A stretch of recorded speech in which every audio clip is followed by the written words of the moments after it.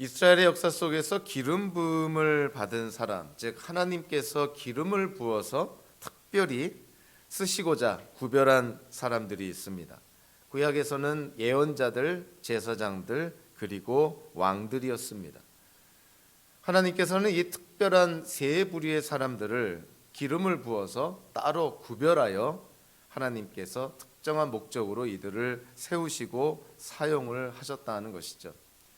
하나님께서는 이스라엘의 역사 속에서 이스라엘 민족 가운데 이런 예언자들과 제사장들과 왕들뿐만이 아니라 놀랍게도 이방인들까지도 하나님이 구별하셔서 기름 부어서 하나님의 뜻을 성취하기 위해서 사용하시는 경우가 있습니다. 페르시아의 영웅이기도 하지요. 또 우리 기독교 또 유대교 성경의 역사 속에서 중요한 한 획을 그었던 왕이 있는데 그는 다름 아닌 페르시아의 고레스 왕이라는 사람입니다. 실제 역사적으로도 페르시아의 고레스 왕은 아주 위대한 왕 중에 한 명에 들어갑니다. 그런데 놀랍게도 이사야서 44장과 이사야서 45장에서 이사야 예언자를 통해서 하나님께서 이 페르시아의 고레스 왕까지도 기름 부어 세운 자로 삼아 주십니다. 이스라엘의 특정한 사람들만 기름 부음 받아 하나님의 뜻을 이루기 위해서 쓰임 받은 것이 아니라 이방인조차도 경우에 따라서는 이렇게 하나님께 구별되어서 기름 부음 받아 하나님의 뜻과 계획과 목적을 성취하는 데 쓰임 받았다는 것이죠. 이사야서 45장 1절에서 이사야 예언자가 이렇게 말합니다. 하나님께서 이사야 예언자를 통해서 주시는 말씀이죠. 나 주가 기름 부어 세운 고레스에게 말한다. 내가 너의 오른손을 굳게 잡아 열방을 내 앞에 굴복시키고 왕들의 허리띠를 풀어놓겠다. 내가 가는 곳마다 한 번 열린 성문은 닫히지 않게 하겠다. 고레스는 들어라. 사실 페르시아 이 고레스 왕을 통해서 예레미야 예언자를 통해서 약속하신 즉 70년 유배 생활을 마치고 바벨론에 유배됐던 이스라엘 백성들이 가나안 땅으로 귀환할 거라는 그 하나님의 그 약속의 말씀이 바로 이 페르시아의 고레스 왕을 통해서 이루어지고 성취가 됩니다. 즉 고레스 왕의 칙령을 통해서 바벨론에 유배되어 있던 이스라엘 백성들이 3차에 걸쳐서 순차적으로 이스라엘로 귀환하게 되는 것이죠. 그러니까 하나님께서 이방인이었던 이 고레스 왕을 기름을 부어서 특별히 구별된 자로 삼아 하나님의 뜻과 계획과 목적을 이루고 성취하는데 이 고레스 왕을 하나님이 사용하셨다는 것입니다. 놀랍게도 기름 부음 받은 자를 히브리어로 메시아라 그럽니다. 그리고 히브리어로 메시아라 하는 그 의미가 헬라어로는 그리스도입니다. 그러니까 예언자, 제사장, 왕, 심지어 페르시아의 고레스 왕까지도 메시아의 역할을 감당했다는 것이죠. 이스라엘 백성들 가운데서 또 심지어는 이방인에게까지도 이 메시아라는 기름 부음 받아 세운 자라는 그러한 직책을 하나님이 허락하셨는데 신구약 중간기 400년이 넘는 어찌 보면 영적 암흑기라고 할 수 있는 신구약 중간기를 지나면서 이 세 가지의 역할, 즉 기름 부음 받은 자, 예언자와 제사장과 왕의 역할을 담당하는 이 기름 부음 받은 자 메시아의 역할이 신구약 중간기 400년을 지나면서 한 명의 메시아에게 집중을 하게 됩니다. 그래서 유대인들은 누구를 기다렸냐면 세상 종말에 즉 이 세상의 나라가 멸망하고 하나님의 나라가 이 땅에 임할 때 그 하나님의 나라를 이 땅에 임하게 할 그 한 명의 메시아에게 집중을 하게 됩니다. 그래서 유대인들은 세상 종말에 나타날 이 메시아를 통해서 지금 그들이 압제받고 있잖아요. 로마의 그 폭정 아래서 그들이 압제를 받고 있는데 이 압제받는 그들의 속박 상태를 해방시키고 찬란했던 다윗의 그 황금기를 다시금 회복시킬 그 메시아의 도래를 기대했던 것이죠. 그러니까 유대인들이 기대했던 메시아는 온 세계의 구원을 위한 메시아가 아니라 그저 이스라엘 한 민족의 회복과 번영을 가져다 줄 메시아를 기다립니다. 그러나 성경은 우리에게 분명하게 말씀합니다. 하나님의 때가 찼을 때, 즉 하나님의 때가 이르렀을 때 이 땅에 진정한 메시아가 오시는 것이죠. 세상 종말에 메시아가 오신 것이 아니라 이 세상의 나라가 여전히 존재하고 있는 그 가운데 세상을 구원하실 메시아가 오십니다. 그분이 바로 예수님이시고, 그래서 우리는 예수님을 예수 그리스도, 즉 예수님은 곧 메시아다라고 그렇게 우리가 호칭을 하는 것이죠. 예수 그리스도, 예수는 메시아다, 이런 거예요. 그래서 우리가 예수 그리스도라고 표현하는 그 순간마다 우리는 예수님께 대한 신앙 고백을 하는 것이고, 성경에서 말씀하는 예수님이 누구신지를 우리가 믿는다고 고백을 하는 것이죠. 예수님은 메시아이시다. 예수님은 기름 부음 받은 자이시고 예수님은 그리스도로 이 땅에 오셨다 하는 것을 예수 그리스도라는 단순한 표현 속에 다 우리가 고백을 하고 있는 것입니다. 예수님은 이 땅에 오셔서 예언자로서, 제사장으로서 왕의 역할을 감당하시고요.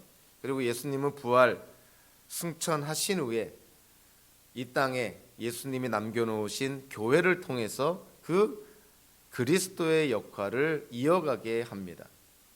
예수님께서 부활하시고 승천하신 뒤에 이 땅에 남겨놓은 것은 대단한 기관도 아니고 대단한 나라도 아니고 그 무엇인가를 남겨놓은 것이 아니고요. 마가의 다락방에 120명이 모였다는 성경의 기록을 통해서 우리가 추정하는 것은 120명 정도의 작은 공동체를 남겨두고 예수님은 승천을 하십니다. 그 120명의 작은 소규모의 공동체를 통해서 현재 기독교에 이르게 된 것이죠. 예수님은 이 땅에 계시는 동안에 예언자로서, 제사장으로서, 왕으로서의 그러한 메시아의 역할을 감당하시는데, 예수님께서 승천하시고 난 뒤 이 땅에 남겨놓으신 예수님의 몸된 교회가 그 예수님의 메시아 그리스도의 역할을 이어가게 됩니다. 그래서 교회의 사명, 즉 교회가 진정한 참된 교회라는 하나의 지표가 되는 것은 과연 교회가 예수님의 그 메시아의 사명을 이어가고 있느냐, 그거를 보면 됩니다. 즉 교회가 예수님께서 예언자, 제사장, 왕의 역할을 감당하신 것처럼 교회가 예수님의 그 역할, 예언자로서의 역할과 제사장으로서의 역할과 왕의 역할을 감당하고 있는지를 우리가 돌아보고 경우에 따라서는 반성하고 성찰해야 될 필요가 있는 것이죠. 보통 예수님의 그 메시아 그리스도의 역할을 교회가 어떻게 감당하고 있다고 말하고 있냐면, 참된 교회라면 예수님의 그 예언자의 역할, 즉 복음을 선포하는 것이 교회가 예언자로서의 역할을 감당하는 것입니다. 교회가 복음을 선포하지 않는다면 교회라고 볼 수가 없는 것이죠. 또 하나 예수님의 제사장의 역할을 교회가 이어간다고 했을 때 교회는 세례와 성찬이라는 성례를 집행해야 되는 것이죠. 세례와 성찬이 없는 교회는 교회가 아닌 것입니다. 예수님께서 우리에게 남겨주신 두 가지 성례를 교회가 신실하게 집행하고 준행해야 되는 것이죠. 또한 교회는 예수님의 왕으로서의 역할도 이어가야 되는 것인데요. 하나님의 말씀에 순종하면서 하나님의 정의를 실현하는 것이 교회의 역할이기도 합니다. 그래서 교회의 참된 교회의 3대 지표라고 할 수 있는 예언자와 제사장과 왕의 역할, 복음을 선포하고 성례를 집행하고 하나님의 정의를 실현하는 것, 그것이 예수님이 이 땅에 남겨놓은 예수님의 몸된 교회의 사명이자 본질이라는 거예요. 이 세 가지를 제외한 그 어떤 것을 열심히 한다고 해도 이 세 가지 중에 한 가지라도 부족하다면 그 교회, 그 공동체는 참된 교회라고 볼 수가 없다는 것이죠. 오늘 본문에서 우리가 함께 나누는 오늘 그 말씀의 내용과 가장 부합하는 질문을 그 예루살렘에 있는 백성들이 합니다. 오늘 본문 21장 10절에 보면 이렇게 말하죠. 예수께서 예루살렘에 들어가셨을 때 온 도시가 들떠서 물었다.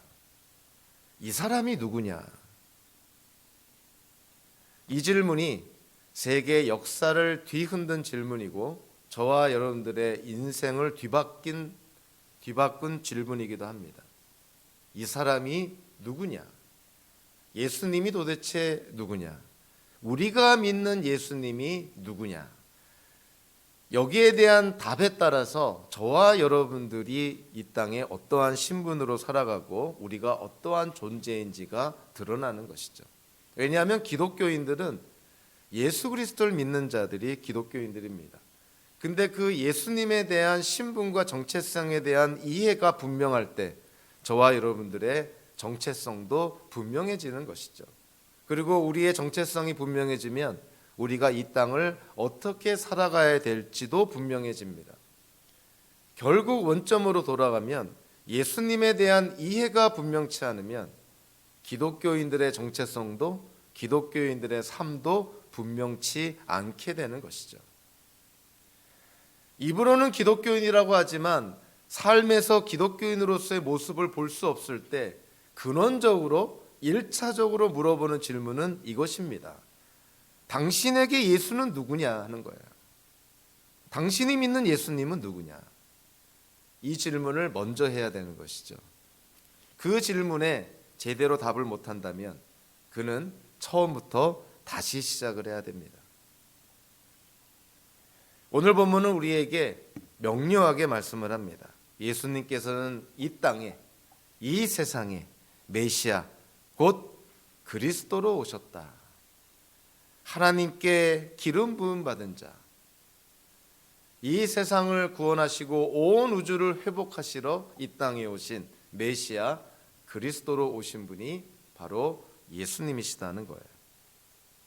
그래서 오늘 기름 부음 받은 자라는 제목으로 오늘 말씀을 세 가지 측면에서 예수님께 초점을 맞추고자 합니다. 특별히 오늘 본문에서는 예수님에 대한 세 가지 구체적인 정체성이 드러나는데요. 첫째는 예수님이 예언자이셨다는 사실이고, 둘째는 예수님이 왕이셨다는 사실이고요. 세 번째로는 예수님이 메시아 그리스도였다는 사실입니다. 오늘 본문을 통해서 이렇게 예언자, 왕, 메시아, 그리스도인 예수님을 어떻게 오늘 본문이 가리키고 있는지 우리 한번 본문을 통해서 살펴보도록 하겠습니다. 우리 먼저 예수님이 예언자이셨다라는 사실을 우리 몇 가지 오늘 본문의 내용들을 통해서 찾아볼 수가 있습니다. 오늘 본문 1절 전반부에 보면 예수와 그 제자들이 예루살렘에 가까이 이르러 올리브산에 있는 벳박의 마을에 들어섰다. 굉장히 사실적인 진술이고요. 그리고 실제로 이스라엘의 지역을 조사해 보면 굉장히 역사적인 진술입니다. 예루살렘 동쪽에 있는 작은 마을, 올리브산 근처에 있었던 작은 마을, 예루살렘과 경계를 둔 곳이었던 벳박이라는 마을을 구체적으로 언급을 합니다.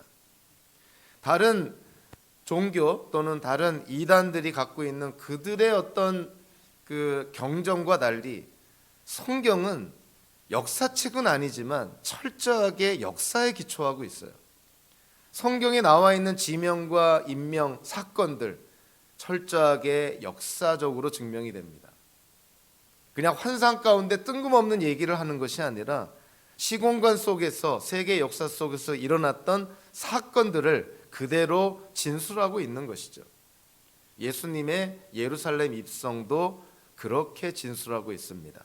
벳박이라는 실질적으로 존재했던 그 마을 근처에 일어났을 때 이제 오늘의 사건이 시작이 되는 것이죠. 예수님께서 제자들에게 맞은편 마을에 가서 나귀와 그 새끼 나귀를 끌고 오라 이렇게 말씀하십니다.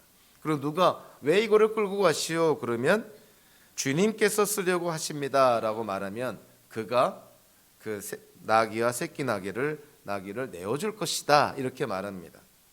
일종의 예언을 하시는 것이죠.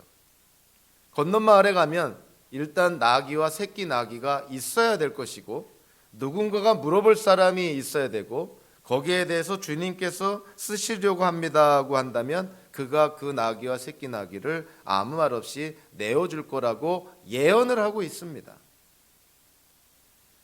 일종의 예언자처럼 지금 예수님이 말씀을 하고 있는 것이죠. 주님께서 쓰려고 하십니다라는 이 문장도 문자적으로 헬라어 성경을 문자적으로 번역을 하면 주님께서 그것들을 필요로 하십니다라고 해석이 되는 것이죠. 뭐 필요로 하신다라는 의미와 쓰려고 하신다라는 의미가 사실은 거의 동일한 의미를 갖고 있어서 이렇게 번역을 했지만 문자적으로는 그렇다는 거예요. 주님께서 그거를 필요로 하십니다. 근데 어떤 학자가 통찰력 있게 이 부분을 이렇게 이해를 합니다. 제자들이 가서 나귀와 새끼 나귀를 끌고 오려고 할 때 그 옆에 있는 사람이 당신 것도 아닌데 이거를 왜 끌고 가려고 하시오 했을 때 주님께서 이것을 필요로 하십니다 라고 말했을 때 그 주님이라는 표현을 했을 때 듣는 사람들은 주님이라는 그 표현을 어떻게 이해를 했을까? 제자들은 분명히 주님이라고 말했을 때 그 주님은 예수님을 분명히 가리켰습니다. 그러나 제자들의 말을 들은 그 마을 사람들은 과연 제자들처럼 예수님이 이 동물들을 필요로 한다는 것을 이해를 했을까요? 그래서 어떤 학자는 세 가지 가능성을 얘기를 합니다. 제자들이 주님께서 이거를 필요로 하십니다고 했을 때 그와 대화를 하는 마을 주민은 아마 다르게 좀 이해를 했을 것이다. 왜냐하면 주님이라고 번역된 헬라어 쿠리오스라는 단어가 다양한 의미로 사용됩니다. 일반적으로는 주인을 의미합니다. 오너, 즉 주인을 의미하기도 하고 이스라엘 백성들 같은 경우는 히브리어 야훼를 헬라어로 번역을 할 때 쿠리오스라는 단어, 주님이라는 단어를 쓰거든요. 그러니까 그 히브리어인 야훼라는 여호와 하나님을 헬라어로 번역할 때 주님 쿠리오스라는 단어로 번역을 했다는 걸 안다면은 쿠리오스라는 단어, 주님이라는 단어를 들을 때 야훼, 하나님이 쓰시겠다고 하는 것인가? 이렇게 이해할 수도 있다는 것이죠. 아주 드문 가능성이 거의 없지만 제자들이 주님이라고 표현했을 때 예수님이라고 이해할 수도 있다는 것이죠. 그러니까 주님이라는 이 하나의 헬라어 안에 나귀 주인을 의미할 수도 있고 여호와 하나님을 의미할 수도 있고 예수 그리스도를 의미할 수도 있다는 거예요. 그래서 제자들이 주님이 이걸 필요로 합니다 했을 때 그 마을 주민이 어떻게 그 주님이라는 표현을 이해를 하고 해석했는지는 모르지만 제자들에게 아무 말 없이 그 나귀와 새끼 나귀를 내어줬다는 것이죠. 한마디로 예수님이 예언을 하시고 예언한 그대로 이루어지고 성취됐다는 거예요.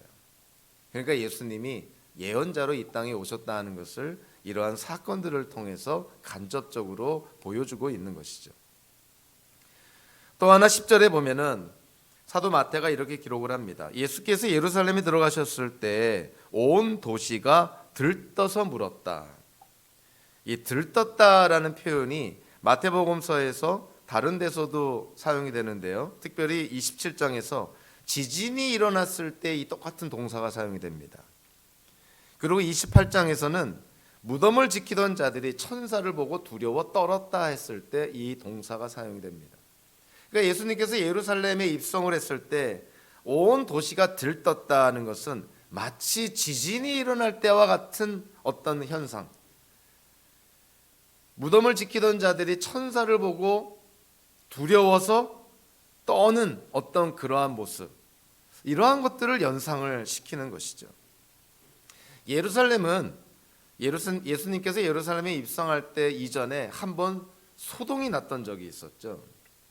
헤롯 대왕 때 동방 박사들로부터 예루살렘에 유대인의 왕이 태어났다는 소식이 전해졌을 때 헤롯 대왕을 포함해서 예루살렘 주민들이 다 당황해했고 소동이 일어났다라고 얘기를 합니다. 이 땅에 메시아 그리스도가 태어났다고 하니 그 유대 땅을 다스리고 있던 헤롯 대왕은 굉장히 놀랄 수밖에 없는 것이죠. 자기의 자리가 위협을 받을 수밖에 없는 것이고 또 이스라엘 사람들은 메시아 그리스도가 태어났다니 당연히 들뜰 수밖에 없었던 것이고요. 오늘 보면 11절에서 예루살렘에 입성하신 예수님에 대해서 예루살렘 주민들이 예수님을 이렇게 묘사합니다. 사람들은 그가 갈릴리 나사렛에서 나신 예언자 예수라고 말하였다. 예수님이 예수님 자신을 예언자라고 얘기하기도 전에 사람들이 예수님을 예언자라고 말하였다는 거예요. 그만큼 예수님의 말씀과 행동, 가르침을 통해서 예수님이 예언자라는 것을 사람들이 직감적으로 깨달았던 것이죠. 실제로요, 성경에 보면 예수님께서 예언자라는 사실을 다른 사람들의 입을 통해서 또는 예수님 자신의 예언을 통해서 그리고 구약 성경의 예언의 말씀을 통해서 예수님이 예언자라는 사실을 강조를 합니다. 자, 마태복음서 16장 14절에 보면 그 빌립보에서 예수님과 제자들 간의 대화, 그리고 그 유명한 베드로의 신앙 고백이 등장하는 그 장면에서 14절에서 이렇게 말합니다. 제자들이 대답하였다. 그러니까 예수님께서 제자들에게 사람들은 나를 누구라고 생각하고 너희는 나를 누구라고 생각하느냐 이렇게 물으니까 제자들이 이렇게 대답한 것이죠. 사람들이 예수님을 세례자 요한이라고 하는 사람들도 있고 엘리야라고 하는 사람들도 있고 예레미야나 예언자들 가운데 한 분이라고 하는 사람들도 있습니다. 그러니까 예수님의 공생의 기간 동안에 이미 그 사람들 중에 일부는 예수님이 하나님이 기름 부어 이 땅에 보내신 예언자일 것이다 라고 믿는 사람들이 이미 있었다는 거예요. 오늘 본문 이후에 나오는 마태복음서 21장 46절에 보면 이렇게 기록을 합니다. 그를 잡으려고 하였으나 무리들이 무서워서 그렇게 하지 못하였다. 무리가 예수를 예언자로 여기고 있었기 때문이다. 그러니까 사람들이 예수님이 예언자일 것이다 라고 생각하는 그러한 사람들이 많이 있었다는 것을 성경은 우리에게 간접적으로 이렇게 알려줍니다. 실제로 예수님은요, 예수님 자신에게 일어날 일들을 예언을 합니다. 베드로의 그 위대한 신앙 고백을 듣고 나서 예수님께서는 마침내 제자들에게 예수님의 고난과 죽음과 부활에 대해서 예언하기 시작을 합니다. 마태복음 16장에서 또 마태복음 17장에서 그리고 마태복음 20장에서 예수님은 구체적으로 제자들에게 앞으로 예루살렘에 들어가서 예수님 자신에게 들이닥칠 이 사건들에 대해서 예수님이 미리 말씀해 주시는 것이죠. 이러한 일들이 일어날 것이다. 즉 예수님 자신에게 일어날 일들을 예언을 하고 있습니다. 제사장들, 장로들, 율법학자들로부터 고난을 받고 죽임을 당하고 사흘째 되는 날에 살아날 것이다. 즉 예수님의 고난과 죽음과 부활에 대해서 제자들에게 말씀하시고 예언을 하십니다. 그것도 3번에 걸쳐서 이렇게 예언을 하십니다. 실제로 예수님의 예언대로 예수님 자신에게 고난과 죽음과 부활이라는 사건이 일어나게 된 것이죠. 예언을 하고 그 예언이 그대로 이루어지고 성취가 됐으니 그 예언을 한 당사자는 참된 예언자인 것이죠. 그래서 성경을 통해서 종말론적 예언자에 대한 세상 종말에 이 땅에 임할 예언자에 대한 예언의 말씀이 대표적으로 모세를 통해서 신명기 18장 15절부터 18절까지 언급을 하고 있는데요. 하나님께서 모세를 통해서 세상 종말에 모세 너보다 위대한 예언자가 이 땅에 올 것이다. 그 위대한 예언자에 대한 예언을 신명기 18장에서 언급을 하면서 덧붙입니다. 세상 종말에 이 땅에 올 모세보다 위대한 그 예언자가 참된 예언자인지를 어떻게 알 수가 있겠습니까? 그랬을 때 성경은 말합니다. 그 예언자가 예언한 것이 이루어지면 그가 하나님께로부터 온 예언자요. 만약에 그 예언이 이루어지지 않는다면 그는 거짓 예언자니라. 신명기 18장의 말씀에 기초해서 세상의 종말에 이 땅에 임할 예언자, 예언한 것이 그대로 이루어지고 성취가 될 때 증명이 되는 그 참된 예언자, 바로 예수 그리스도이신 것이죠. 예수님이 세상 종말에 오셨고 예수님이 예언하신 일들이 그대로 이루어지고 성취가 됩니다.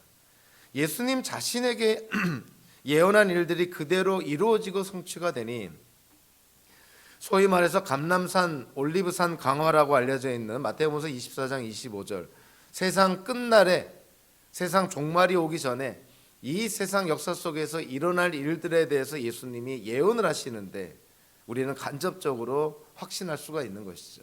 예수님 자신에게 예언한 일들이 그대로 이루어졌다면 세상 끝날에 일어날 일들에 대해서 예수님이 예언하신 그 사건들 분명히 일어난다는 거예요. 그리고 예수님이 이 땅에 다시 오실 때 일어나는 사건들도 예언을 하시는데 그러한 사건들도 분명히 일어난다는 것을 우리가 확신할 수가 있는 것이죠. 예수님은 예언자이실 뿐만이 아니라 오늘 본문을 통해서 진정한 왕으로 이 땅에 오셨다는 것을 강조를 합니다. 특별히 오늘 본문 4절에 보면 이것은 예언자를 시켜서 하신 말씀을 이루시려는 것이었다. 제자들 통해서 맞은편 마을로 가서 나귀와 새끼 나귀를 끌고 오너라.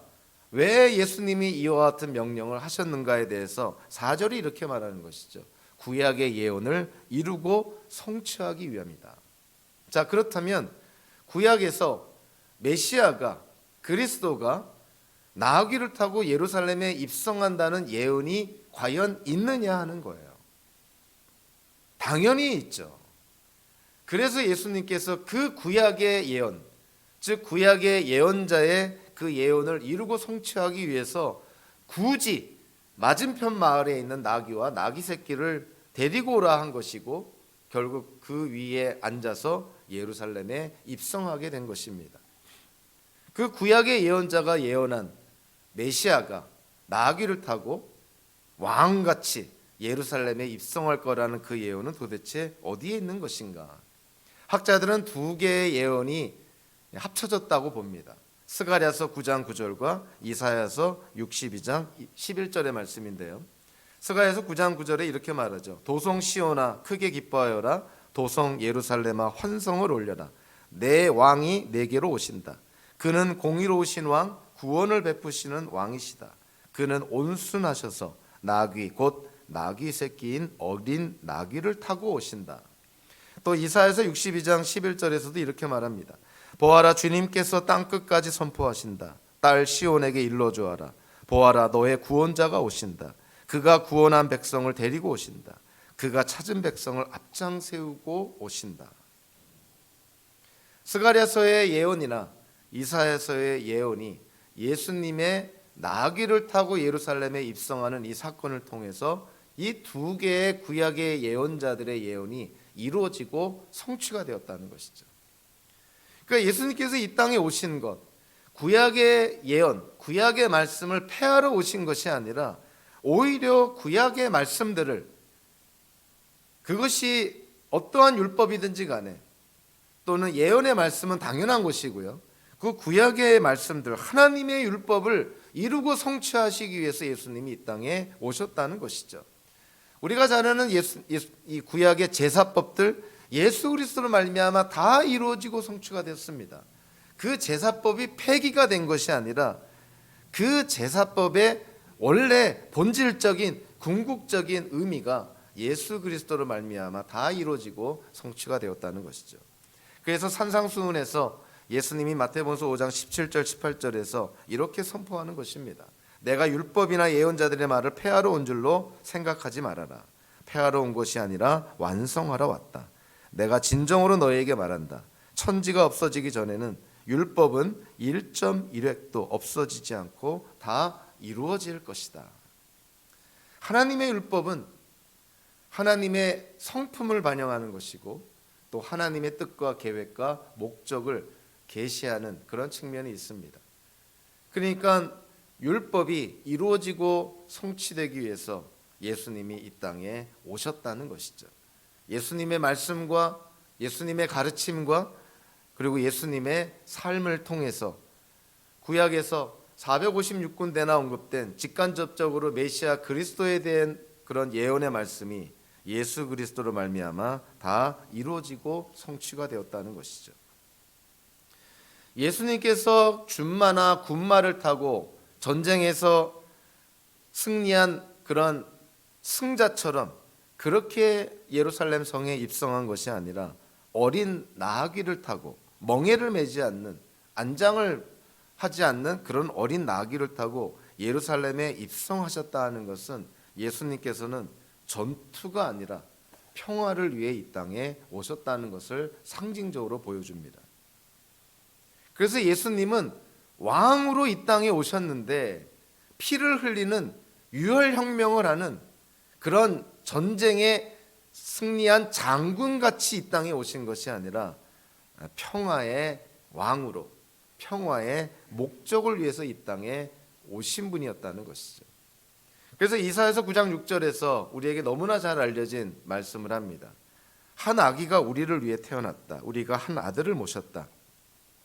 그는 우리의 통치자가 될 것이다. 그의 이름은 놀라우신 조언자, 전능하신 하나님, 영존하시는 아버지, 평화의 왕이라고 불릴 것이다. 이 땅에 오시는 메시아 그리스도는 평화의 왕으로 오셨다는 것이죠.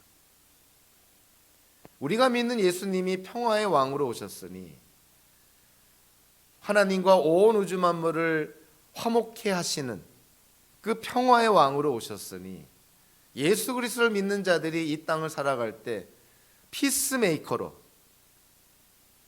우리가 어디서 무엇을 하든 평화를 이루고 평화를 만드는 데 쓰임받는 피스메이커로 우리가 이 땅을 살아간다면 우리가 하나님의 아들이라 불릴 것이라고 팔복에서 예수님이 그렇게 말씀하신 것이죠. 그래서 기독교인들은 어디를 가도 트러블 메이커가 아니라 말썽꾸러기의 삶이 아니라 분쟁과 다툼과 그리고 시기와 긴장을 불러일으키는 그러한 삶이 아니라 화목해 하고 평화를 이루는 그러한 역할을 하는 삶을 사는 것이 기독교인들의 본질적인 삶입니다. 그러니까 피스메이커의 역할, 평화를 회복하고 평화를 이루는 그러한 삶을 사는 것이 기독교인들의 삶이라는 것이죠. 그래서 우리 주변에 아주 꼴불견인 경우가 많은데 그 꼴불견인 경우의 대부분이 분쟁을 일으키고 다툼을 일으키고 시기와 긴장을 일으키는 적대감을 일으키는 어떤 그러한 원인을 제공을 할 때 그것이 기독교인들이고 교회고 또는 기독교라는 종교가 그러한 어떤 단초를 제공을 할 때 사람들의 눈살은 찌푸려지고 전도가 안 되는 것이죠. 그래서 저와 여러분들이 개인적으로나 가정적으로나 우리 공동체적으로 우리가 어디를 가서 어떠한 모습으로 또 어떠한 삶을 또 어떠한 행동을 하든 간에 궁극적으로는 예수님을 반영해야 됩니다. 평화의 왕으로 오신 예수님. 그래서 피스메이커의 역할을 잘 감당해야 되는 것이죠. 스가랴서와 이사야서의 예언의 말씀을 청취하신 예수님, 어떠한 왕의 모습을 보여주시는가? 오늘 본문 5절에 보면 이렇게 말합니다. 시온의 딸에게 말하여라. 보아라, 내 임금이 내게로 오신다. 그는 온유하시어 나귀를 타셨으니 어린 나귀 곧 멍에 매는 짐승의 새끼다. 스가랴서 9장 9절에서 새로운 왕을 묘사하는 용어, 즉 겸손하다, 가난하다는 뜻의 얀이라는 히브리어. 자, 오늘 본문에서 이 온유하다라는 프라우스라는 헬라어, 이게 이제 온유하다, 유순하다 이러한 상태를 가리키는 것으로 우리에게 보여주지만 실질적으로는요 오히려 낮아진 삶, 겸손한 삶을 의미하는 것으로 이해가 됩니다. 그러니까 예수님께서 이 땅에 오신 것, 하나님이 인간이 되어 이 땅에 오신 것이 겸손하신 것이죠. 하나님이 사람이 되셨다는 것 자체가 낮아지신 것이고 겸손하신 것이죠. 그렇게 사람이 되어 낮아지신 하나님이신 예수님께서 이 땅에 오셔서 다른 일이 아니라 죄인들을 구원하기 위해서 십자가에서 스스로 죽임을 당하셨다는 것, 인간이 상상할 수 있는 최선의 지고의 그런 겸손의 모습이라고 볼 수가 있습니다. 그래서 사도 베드로도 베드로전 3장 4절에서 썩지 않는 온유하고 정숙한 마음으로 속마음을 단장하도록 하십시오. 온유한 마음으로 당연히 예수 그리스도를 우리가 생각할 수밖에 없는 것이죠. 섬기시기 위해서 이 땅에 오신 예수님, 죄인들을 구원하시기 위해서 이 땅에 오신 예수님, 정복자에게 어울리는 준마나 군마를 타고 예루살렘 왕의 도성에 입성한 것이 아니라 소박한 나귀에 몸을 얹고 예루살렘에 입성을 합니다. 예루살렘의 평화의 왕으로, 겸손의 왕으로 예수님이 입성을 하시는 것이죠. 남의 피를 흘리는 칼과 무기의 혁명이 아니라 오히려 자기 피를 흘리는 사랑의 혁명으로 새로운 나라를 이루시기 위해서 예수님이 이 땅에 오셨다는 거예요. 세상 어디에나 점점 더 살벌한 그런 경쟁 속에 놓여 있는 이 세상 어디에서 우리가 살든지 간에 참 예수님의 이 모습을 담고 살기가 생각보다 쉽지가 않습니다. 우리를 적대시하고 우리를 대적하고 또 우리를 박해하는 상대방에 대해서 피스메이커의 역할을 감당하며 살기는 정말 어려운 것이죠. 그래서 우리가 사람을 바라보면 우리가 그러한 삶을 살 가능성이 전무하다고 해도 과언이 아닙니다. 사람을 생각하면 우리는 그럴 수는 없어요. 그러나 우리가 우리를 위해서 죽으신 예수님을 생각하고 십자가를 생각하면 서로 우리를 대적하고 적대시하고 우리에게 증오를 표하는 그러한 사람들에 대해서도 우리가 십자가의 사건을 기억하며 피스메이커의 역할을 감당하려고 노력할 수는 있다는 것이죠. 그래서 사람을 보면 실망하게 되고 사람을 보면 배신감도 느끼고 사람을 보면 도저히 믿을 수가 없고 신뢰할 수 없지만 그러나 이 모든 것을 아우르고 주관하시는 하나님을 생각한다면 십자가의 사건을 생각한다면 그럼에도 불구하고 우리는 신앙인으로서 이 땅을 살아갈 수가 있고 또 살아가려고 노력해야 된다는 것이죠. 예수님께서는 예언자로서 왕으로서 이렇게 오십니다. 한마디로 예수님은 기름 부음 받은 자로서 메시아로 그리스도로 이 땅에 오셨다는 것이죠. 자, 예수님이 메시아 그리스도로 이 땅에 오셨다는 것을 간접적으로 우리가 어떻게 알 수 있냐면 예수님을 따르는 자들의 순종의 모습을 통해서 알 수가 있습니다. 1차적으로는요. 제자들이 순종을 합니다. 예수님이 맞은편 마을에 가서 나귀와 새끼 나귀를 끌고 오고 누군가가 제지하면 주님께서 필요로 하십니다 라고 얘기를 하면 그냥 내어줄 것이다. 어찌 보면 황당하기 짝이 없는 명령을 예수님이 하십니다.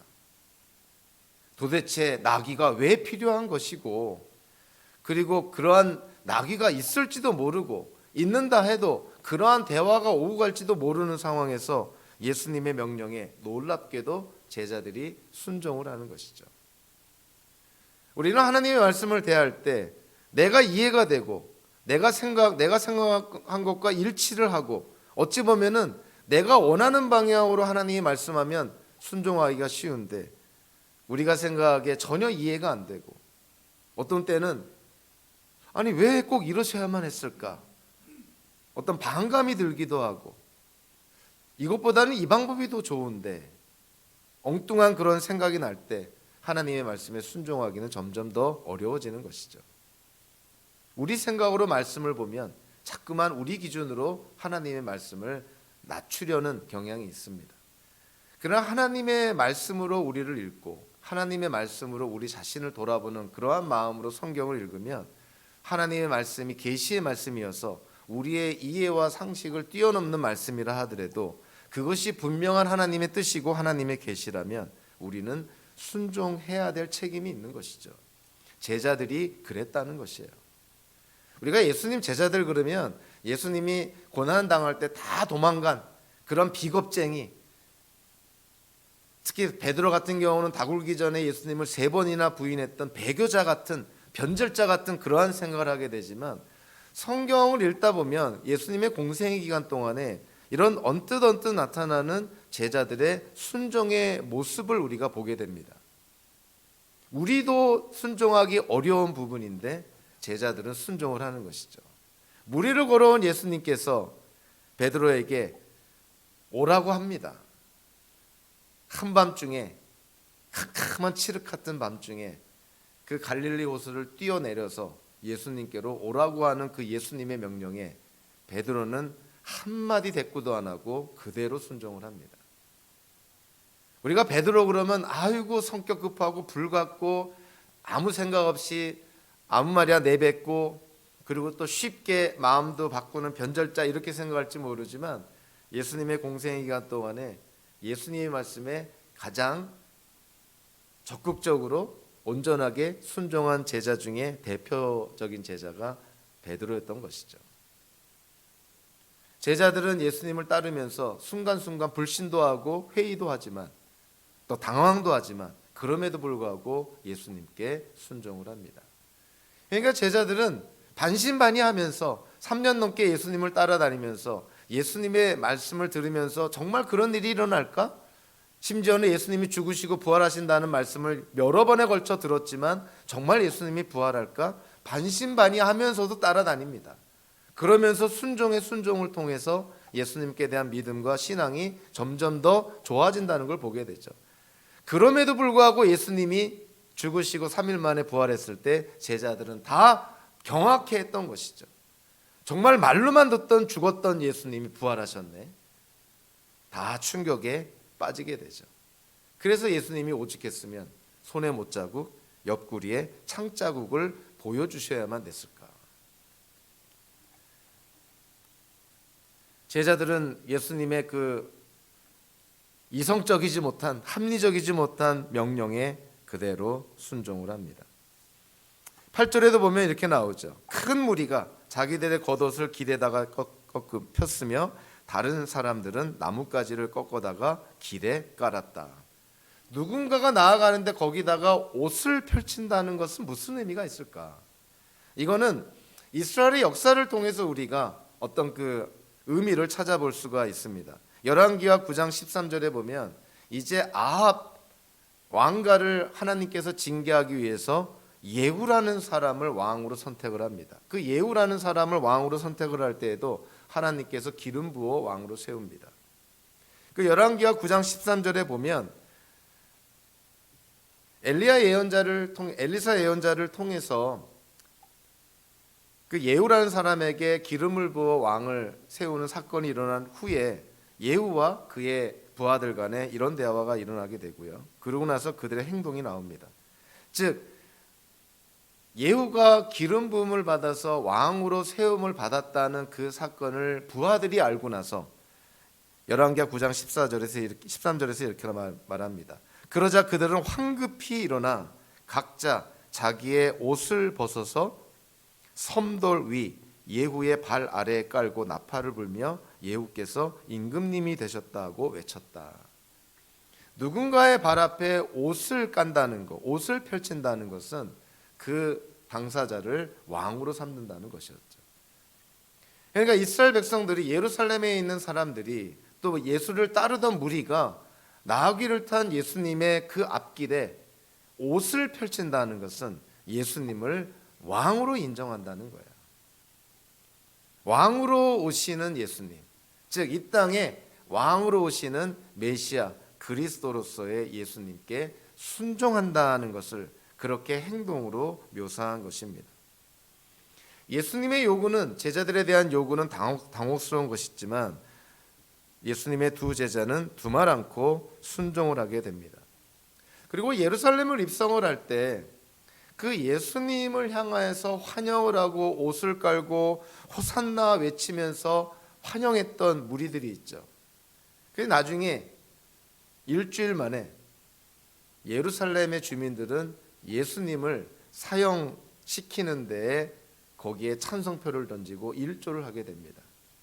자, 그래서 이 예루살렘에 입성을 할 때 등장하는 수많은 무리들, 좀 두 부류로 나눠볼 필요가 있어요. 예수님의 공생의 기간 동안에 예수님을 따라다녔던 무리가 있습니다. 그리고 예루살렘의 주민들이 있죠. 오늘 본문에서 그 예루살렘에 입성을 할 때, 예수님이 나귀를 타고 입성을 할 때 그 앞에 옷을 깔고 환영을 하고, 특별히 9절에 보면 호산나 다윗의 자손께 복되시다, 주님의 이름으로 오시는 분, 이렇게 외치면서 예수님을 환영한 무리는 아마도 예수님의 공생의 기간 동안에 예수님을 따라다녔던 무리라고 이해가 됩니다. 그들이 예수님을 따라다니면서 수많은 기적들을 보면서 예수님의 하나님 나라에 대한 비유와 가르침을 들으면서 예수님이 누구신지에 대한 이해가 점점 더 좋아졌다는 걸 알 수가 있고요. 그래서 예수님이 예루살렘에 입성을 할 때 이와 같은 예수님께 대한 순종의 표현이 나오는 것이죠. 옷을 깔고 예수님을 다윗의 자손이라 고백을 하고 예수님을 호산나라 외치는 그런 신앙의 고백이 막 나오게 된 것이죠.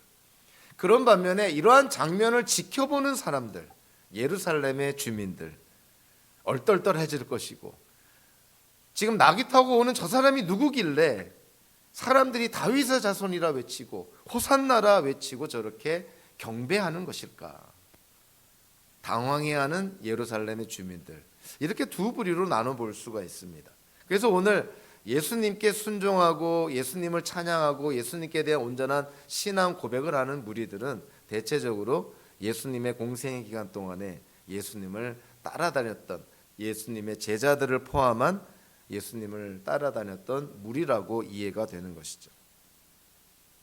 그러니까 예수님을 죽인 예루살렘의 주민들과 오늘 예루살렘에 입성하는 예수님을 환영하고 예수님께 찬양하고 경배하는 무리들과는 구별이 될 수밖에 없는 것이죠. 예수님을 향한 무리들의 외침은 정말 일종의 신앙 고백과 같습니다. 9절에서 호산나 다윗의 자손께, 더없이 높은 곳에서 호산나 이렇게 외칩니다.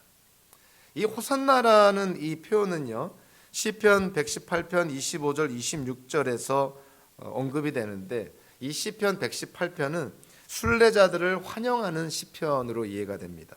즉 순례자들이 그 절기들인 장막절, 유월절, 또 오순절, 수선절 이런 어떤 절기 때 예루살렘에 이렇게 올 때 그들을 환영하는 그러한 시편이 시편 118편인데요. 그 시편 118편 25절에서 이런 표현이 있습니다. 주님 간구합니다. 우리를 구원하여 주십시오. 주님 간구합니다. 우리를 구원하여 주십시오. 히브리어로 호시아나라는 표현이에요. 우리를 구원하여 주십시오. 호시아나라는 이 히브리어를 오늘 본문에서 호산나라고 그렇게 헬라어로 표현한 것입니다. 그러니까 호산나라는 표현은 히브리어로 우리를 구원하여 주십시오라는 그러한 히브리어 표현을 헬라어로 표현한 것이죠.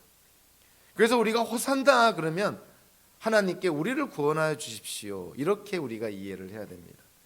그러니까 예수님께서 예루살렘에 입성을 할 때 그 예루살렘을 향하여서 우리를 구원하여 주십시오 호산나 하고 외친 거예요.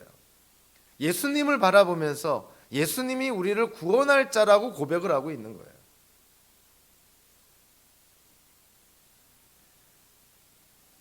더 나아가서 그 예수 그리스도를 향해서 다윗의 자손이라는 표현을 씁니다. 다윗의 자손, 하나님께서 다윗과 맺은 언약을 연상시키죠. 하나님이 다윗과 무슨 언약을 맺습니까? 다윗의 후손들을 통해서 이스라엘의 왕이 계속 이어질 것이다. 그래서 남유다의 역사를 보면 쿠데타가 한 번 없이 다윗의 후손들로 인해서 남유다의 왕이 계속 이어지잖아요. 그리고 궁극적으로는 그 다윗의 후손 가운데 예수님이 이 땅에 오십니다. 그래서 예루살렘의 사람들이 또는 예수님을 따르는 무리가 예수님을 향해서 다윗의 자손이라고 표현한 것은 하나님께서 약속하신 다윗의 자손 가운데 이 땅에 임할 진정한 온 우주의 왕이라는 의미가 담겨져 있어요. 다윗의 자손, 예수님을 그렇게 부른 것입니다. 예수님 당신이야말로 하나님이 다윗과 언약을 맺을 때 약속했던 세상을 통치하고 다스릴 온 우주 만물의 왕이십니다라는 의미가 담겨져 있는 거예요. 그러니까 예수님이 예루살렘에 입성할 때 호산나라는 표현, 다윗의 자손이라는 표현, 어마어마한 의미인 것이죠. 예수님 당신은 우리의 구원자이십니다. 예수님 당신은 온 우주 만물을 통치하시는 진정한 왕이십니다라고 고백을 하고 있는 것이에요.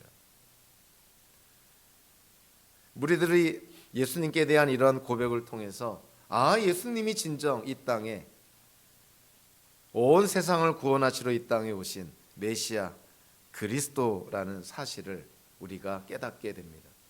그러니까 오늘 예루살렘에 입성하는 이 모습을 통해서 예수님이 예언자로 이 땅에 오셨음을, 그리고 왕으로 이 땅에 오셨음을, 그리고 진정한 기름 부음 받은 자 메시아 그리스도로 이 땅에 오셨음을 우리가 깨닫게 됩니다.